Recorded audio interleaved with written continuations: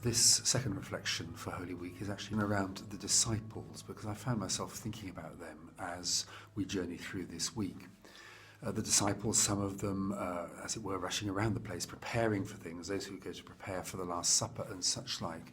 The disciples not quite getting things, questioning, and ultimately, of course, the disciples portrayed as deserting Jesus, and in the case of Peter, denying him.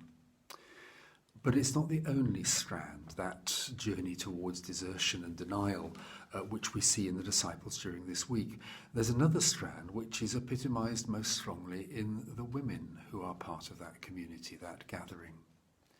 At Bethany, a woman comes and anoints Jesus. Jesus remarks of what she has done, that she has done a beautiful thing. John names this woman as Mary, Mary of Bethany, the sister of Martha and Lazarus. Matthew and Mark, she is simply a woman, but the setting is still Bethany, albeit a different house. Luke has a rather different version in a different setting.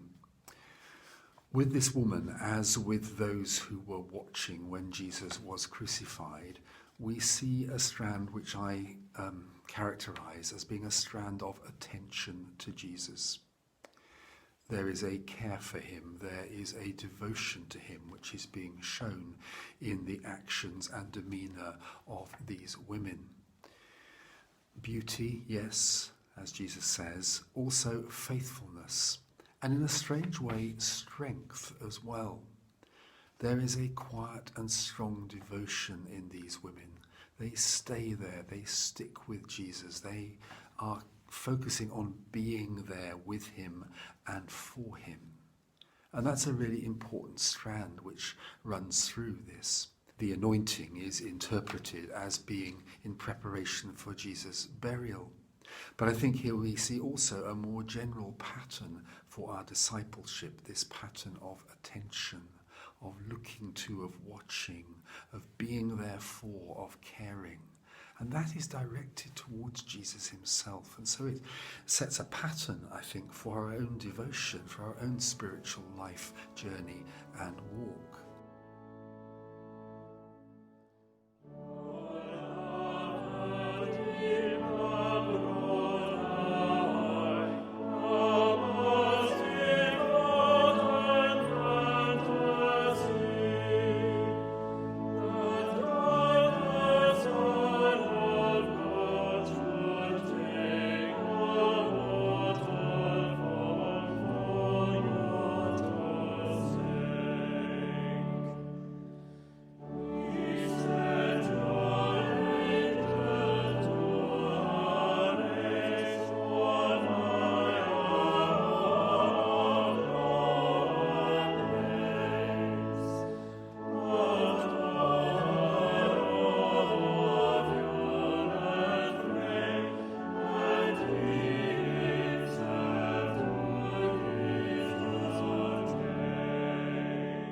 In a sort of Ignatian way, you might ask yourself, where do I fit into this story of this week and the disciples?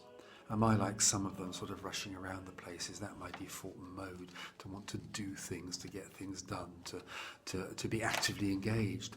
Or am I willing to watch and wait with these women, to give Jesus devotion and attention? Am I wanting to be there in the middle of the action? Or am I watching from the side? If I'm watching from the side, is that in a detached way? Or like these women, am I watching with care and devotion and expressing my love for my Lord? Where might I be in all of this?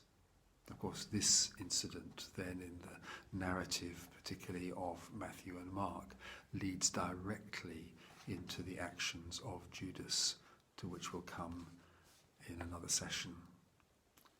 I'm going to read a verse from a different poet, this time the poet Malcolm Guite.